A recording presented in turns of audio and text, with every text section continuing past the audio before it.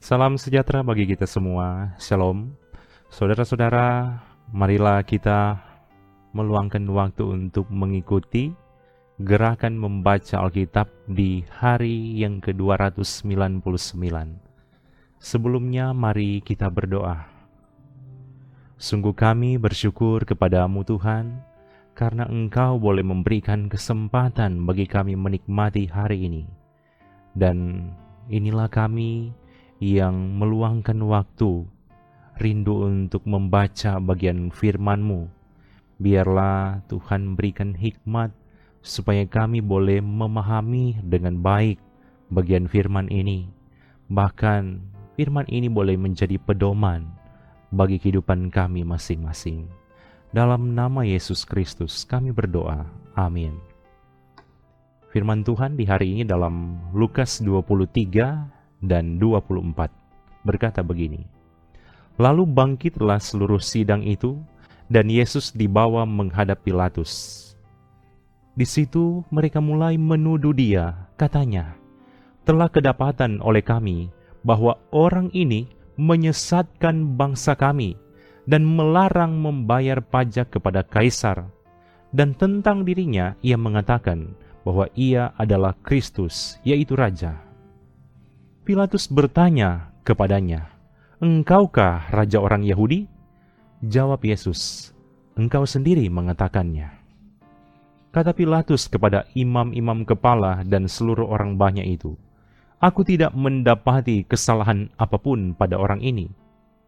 Tetapi mereka makin kuat mendesak, katanya, "Ia menghasut rakyat dengan ajarannya di seluruh Yudea. Ia mulai di Galilea dan sudah sampai ke sini." Kata Pilatus, ketika Pilatus mendengar itu, ia bertanya, "Apakah orang itu seorang Galilea?" Dan ketika ia tahu bahwa Yesus seorang dari wilayah Herodes, ia mengirim dia menghadap Herodes, yang pada waktu itu ada juga di Yerusalem. Ketika Herodes melihat Yesus, ia sangat girang, sebab sudah lama ia ingin melihatnya, karena ia sering mendengar tentang dia. Lagi pula ia mengharapkan melihat bagaimana Yesus mengadakan suatu tanda. Ia mengajukan banyak pertanyaan kepada Yesus, tetapi Yesus tidak memberi jawaban apapun. Sementara itu, imam-imam kepala dan ahli-ahli Taurat maju ke depan dan melontarkan tuduhan-tuduhan yang berat terhadap dia. Maka mulailah Herodes dan pasukannya menista dan mengolok-olokkan dia. Ia mengenakan jubah kebesaran kepadanya, lalu mengirim dia kembali kepada Pilatus. Dan pada hari itu juga bersahabatlah Herodes dan Pilatus. Sebelum itu mereka bermusuhan. Lalu Pilatus mengumpulkan imam-imam kepala dan pemimpin-pemimpin serta rakyat, dan berkata kepada mereka, "Kamu telah membawa orang ini kepadaku sebagai seorang yang menyesatkan rakyat. Kamu lihat sendiri bahwa aku telah memeriksanya, dan dari kesalahan-kesalahan yang kamu tuduhkan kepadanya, tidak ada yang kudapati padanya. Dan Herodes juga tidak, sebab ia mengirimkan dia kembali kepada kami. Sesungguhnya tidak ada suatu apapun yang dilakukannya yang setimpal dengan hukuman mati. Jadi aku akan menghajar dia lalu melepaskannya, sebab ia wajib melepaskan seorang bagi mereka pada hari raya itu." Tetapi mereka berteriak bersama-sama, "Enyahkanlah dia, lepaskanlah Barabas bagi kami." Barabas ini dimasukkan ke dalam penjara berhubung dengan suatu pemberontakan yang telah terjadi di dalam kota dan karena pembunuhan. Sekali lagi Pilatus berbicara dengan suara keras kepada mereka, karena ia ingin melepaskan Yesus. Tetapi mereka berteriak membalasnya, katanya, "Salibkanlah dia, salibkanlah dia." Ketika Pilatus untuk ketiga kalinya kepada mereka, Kejahatan apa yang sebenarnya telah dilakukan orang ini? Tidak ada suatu kesalahan pun yang kudapati padanya yang setimpal dengan hukuman mati. Jadi aku akan menghajar dia lalu melepaskannya. Tetapi dengan berteriak mereka mendesak dan menuntut supaya ia disalibkan, dan akhirnya mereka menang dengan teriak mereka.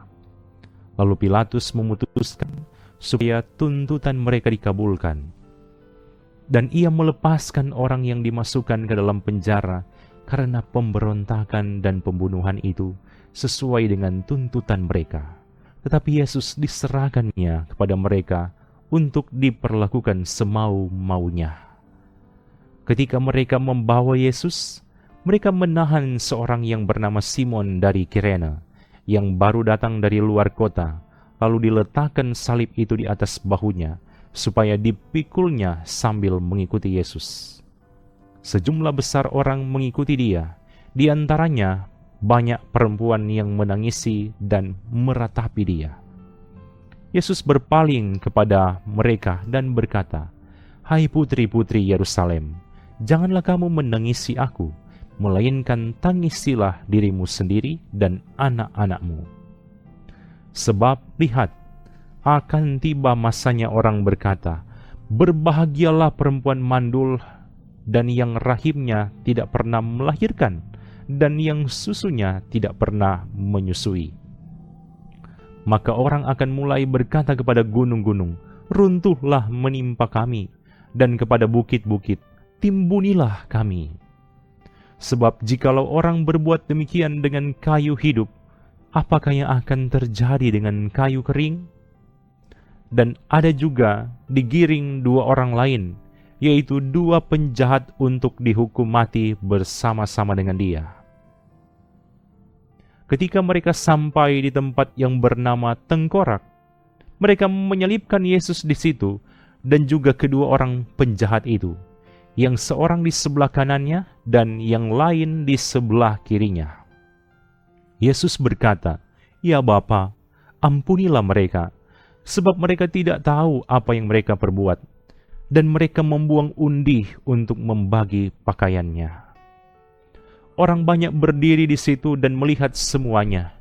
Pemimpin-pemimpin mengejek dia, katanya, "Orang lain ia selamatkan, biarlah sekarang ia menyelamatkan dirinya sendiri, jika ia adalah Mesias, orang yang dipilih Allah."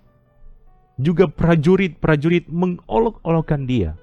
Mereka mengunjukkan anggur asam kepadanya dan berkata, "Jika engkau adalah raja orang Yahudi, selamatkanlah dirimu."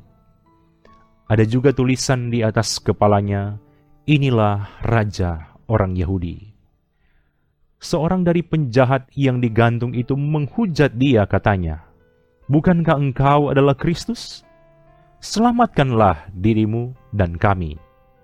Tetapi yang seorang menegur dia, katanya, "Tidakkah engkau takut, juga tidak kepada Allah, sedang engkau menerima hukuman yang sama? Kita memang selayaknya dihukum, sebab kita menerima balasan yang setimpal dengan perbuatan kita. Tetapi orang ini tidak berbuat sesuatu yang salah." Lalu ia berkata, "Yesus, ingatlah akan aku apabila engkau datang sebagai raja."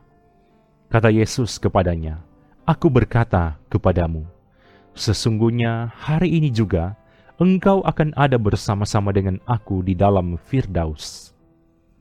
Ketika itu hari sudah kira-kira jam 12, lalu kegelapan meliputi seluruh daerah itu sampai jam 3, sebab matahari tidak bersinar dan tabir bait suci terbelah dua. Lalu Yesus berseru dengan suara nyaring, "Ya Bapa, ke dalam tanganmu kuserahkan nyawaku." Dan sesudah berkata demikian, ia menyerahkan nyawanya. Ketika kepala pasukan melihat apa yang terjadi, ia memuliakan Allah, katanya, "Sungguh, orang ini adalah orang benar." Dan sesudah seluruh orang banyak yang datang berkerumun di situ untuk tontonan itu melihat apa yang terjadi itu, pulanglah mereka sambil memukul-mukul diri. Semua orang yang mengenal Yesus dari dekat, termasuk perempuan-perempuan yang mengikuti dia dari Galilea, berdiri jauh-jauh dan melihat semuanya itu. Adalah seorang yang bernama Yusuf. Ia anggota majelis besar dan seorang yang baik lagi benar. Ia tidak setuju dengan putusan dan tindakan majelis itu. Ia berasal dari Arimatea, sebuah kota Yahudi, dan ia menanti-nantikan kerajaan Allah. Ia pergi menghadap Pilatus dan meminta mayat Yesus. Dan sesudah ia menurunkan mayat itu, ia mengapaninya dengan kain lenan, lalu membaringkannya di dalam kubur yang digali di dalam bukit batu, di mana belum pernah dibaringkan mayat. Hari itu adalah hari persiapan dan Sabat hampir mulai. Dan perempuan-perempuan yang datang bersama-sama dengan Yesus dari Galilea ikut serta, dan mereka melihat kubur itu dan bagaimana mayatnya dibaringkan. Dan setelah pulang, mereka menyediakan rempah-rempah dan minyak mur. Dan pada hari Sabat mereka beristirahat menurut hukum Taurat. Tetapi pagi-pagi benar pada hari pertama minggu itu, mereka pergi ke kubur membawa rempah-rempah yang telah disediakan mereka. Mereka mendapati batu sudah terguling dari kubur itu. Dan setelah masuk, mereka tidak menemukan mayat Tuhan Yesus. Sementara mereka berdiri termangu-mangu karena hal itu, tiba-tiba ada 2 orang berdiri dekat mereka, memakai pakaian yang berkilau-kilauan. Mereka sangat ketakutan dan menundukkan kepala. Tetapi kedua orang itu berkata kepada mereka, "Mengapa kamu mencari dia yang hidup di antara orang mati? Ia tidak ada di sini. Ia telah bangkit. Ingatlah apa yang dikatakannya kepada kamu ketika ia masih di Galilea, yaitu bahwa Anak Manusia harus diserahkan ke tangan orang-orang berdosa dan disalibkan, dan akan bangkit pada hari yang ketiga." Maka teringatlah mereka akan perkataan Yesus itu. Dan setelah mereka kembali dari kubur, mereka menceritakan semuanya itu kepada ke-11 murid dan kepada semua saudara yang lain. Perempuan-perempuan itu ialah Maria dari Magdala dan Yohana dan Maria ibu Yakobus, dan perempuan-perempuan lain juga yang bersama-sama dengan mereka memberitahukannya kepada rasul-rasul. Tetapi bagi mereka, perkataan-perkataan itu seakan-akan omong kosong, dan mereka tidak percaya kepada perempuan-perempuan itu. Sungguh pun demikian Petrus bangun, lalu cepat-cepat pergi ke kubur itu. Ketika ia menjenguk ke dalam, ia melihat hanya kain kapan saja. Lalu ia pergi, dan ia bertanya dalam hatinya apa yang kiranya telah terjadi. Pada hari itu juga, 2 orang dari murid-murid Yesus pergi ke sebuah kampung bernama Emmaus, yang terletak kira-kira 7 mil jauhnya dari Yerusalem. Dan mereka bercakap-cakap tentang segala sesuatu yang telah terjadi. Ketika mereka sedang bercakap-cakap dan bertukar pikiran, datanglah Yesus sendiri mendekati mereka, lalu berjalan bersama-sama dengan mereka. Tetapi ada sesuatu yang menghalangi mata mereka, sehingga mereka tidak dapat mengenal Dia. Yesus berkata kepada mereka, "Apakah yang kamu percakapkan sementara kamu berjalan?" Maka berhentilah mereka dengan muka muram. Seorang dari mereka, namanya Kleopas, menjawabnya, "Adakah engkau satu-satunya orang asing di Yerusalem yang tidak tahu apa yang terjadi di situ pada hari-hari belakangan ini?" Katanya kepada mereka, "Apakah itu?" Jawab mereka, "Apa yang terjadi dengan Yesus orang Nazaret? Dia adalah seorang nabi yang berkuasa dalam pekerjaan dan perkataan di hadapan Allah dan di depan seluruh bangsa kami. Tetapi imam-imam kepala dan pemimpin-pemimpin kami telah menyerahkan dia untuk dihukum mati, dan mereka telah menyalibkannya. Padahal kami dahulu mengharapkan bahwa Dialah yang datang untuk membebaskan bangsa Israel. Tetapi sementara itu telah lewat 3 hari sejak semuanya itu terjadi. Tetapi beberapa perempuan dari kalangan kami telah mengejutkan kami. Pagi-pagi buta mereka telah pergi ke kubur dan tidak menemukan mayatnya. Lalu mereka datang dengan berita bahwa telah kelihatan kepada mereka malaikat-malaikat yang mengatakan bahwa ia hidup. Dan beberapa teman kami telah pergi ke kubur itu dan mendapati bahwa memang benar yang dikatakan perempuan-perempuan itu, tetapi dia tidak mereka lihat. Lalu ia berkata kepada mereka, "Hai kamu orang bodoh, betapa lambannya hatimu, sehingga kamu tidak percaya segala sesuatu yang telah dikatakan para nabi. Bukankah Mesias harus menderita semuanya itu untuk masuk ke dalam kemuliaannya?" Lalu ia menjelaskan kepada mereka apa yang tertulis tentang dia dalam seluruh kitab suci, mulai dari kitab-kitab Musa dan segala kitab nabi-nabi. Mereka mendekati kampung yang mereka tuju, lalu ia berbuat seolah-olah hendak meneruskan perjalanannya. Tetapi mereka sangat mendesaknya, katanya, "Tinggallah bersama-sama dengan kami, sebab hari telah menjelang malam dan matahari hampir terbenam." Lalu masuklah ia untuk tinggal bersama-sama dengan mereka.